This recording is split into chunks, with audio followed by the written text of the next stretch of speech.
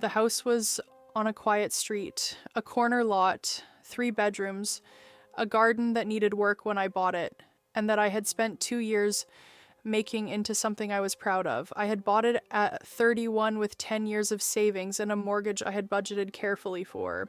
It was the first thing I had ever owned completely, the first place that was mine in a way that nothing rented had ever been.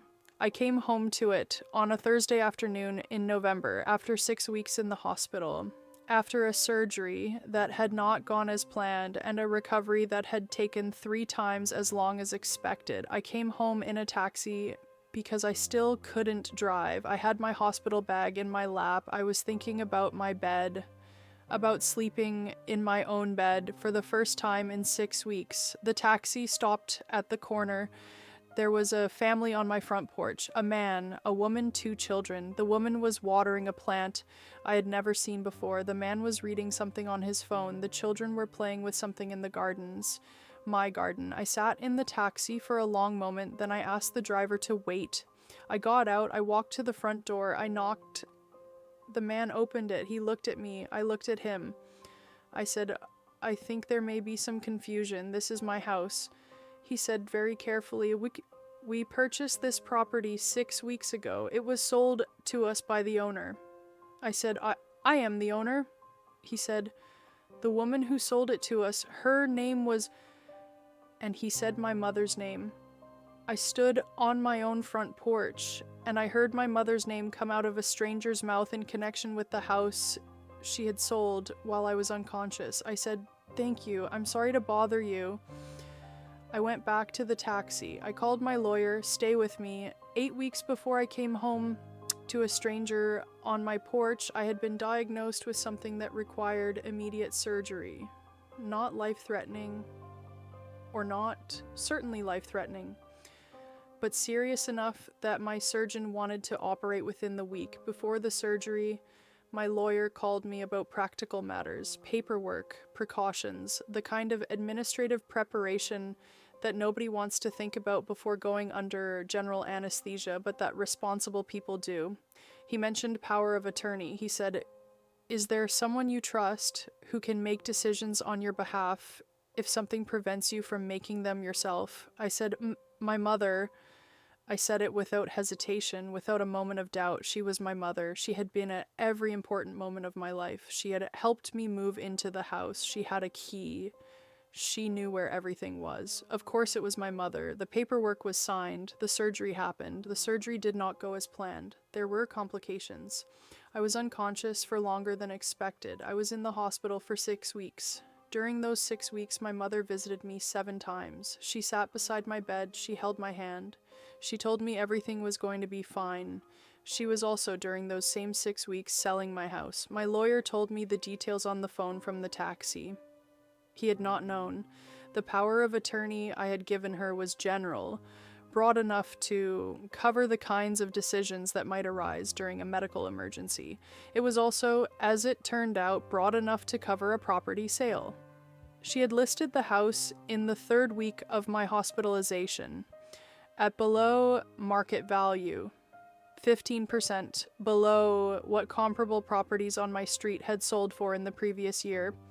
The buyer was a man my mother knew through her church. He had been looking to buy in my neighborhood. She had found him a property. The transaction had closed in the 5th week of my hospitalization. My lawyer said she had the legal authority to do it. Whether she had the right to do it is a different question. I said, What are my options?" He was quiet for a moment, then he said, "The legal grounds for challenging this exist. The sale was below market value. The buyer had a prior relationship with the seller. The circumstances of the principal were extraordinary.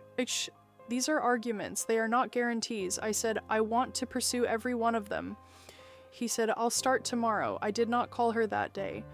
I went to my sister's house instead. I slept in her spare room. I called her the next morning. The conversation I had with my mother on the morning after I came home to a stranger watering plants in my garden is one I have thought about more times than I can count. She answered on the second ring. She said my name. Her voice was warm. She said she was so glad I was home. She said she had been worried. I said I went to the house. A silence. I said, quote, there's a family living there.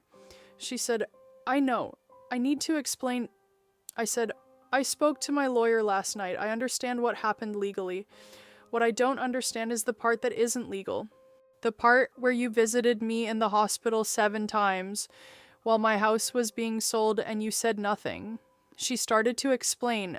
The explanation involved financial pressures I had not known about, a debt, a timeline, a situation she described as having no other options. I listened to all of it. Then I said, you had my power of attorney to protect me while I was vulnerable. You used it to sell my house at below market value to someone you already knew, while I was unconscious. While I was in a hospital bed that you sat beside 7 times. I don't have anything else to say to you right now. My lawyer will be in touch. I hung up. The legal process took 8 months. I will not detail every step, and some of it is still sensitive, but the shape of it was this. My lawyer filed a challenge to the validity of the sale on 3 grounds. First, the sale price was significantly below market value, suggesting the transaction was not conducted at arm's length. Second, the buyer had a pre-existing relationship with the person who held the power of attorney, creating a conflict of interest. Third, the power of attorney had been granted for the purpose of managing emergency medical decisions, not for the purpose of conducting major financial transactions involving the principal's primary residence. The buyer, the man from my mother's church, was, in the end, not a villain in this story. He had bought a property legally. He had not known or claimed not to have known the full circumstances. His lawyer and my lawyer reached an agreement. The property was returned to me. I compensated him for the purchase price plus documented improvements.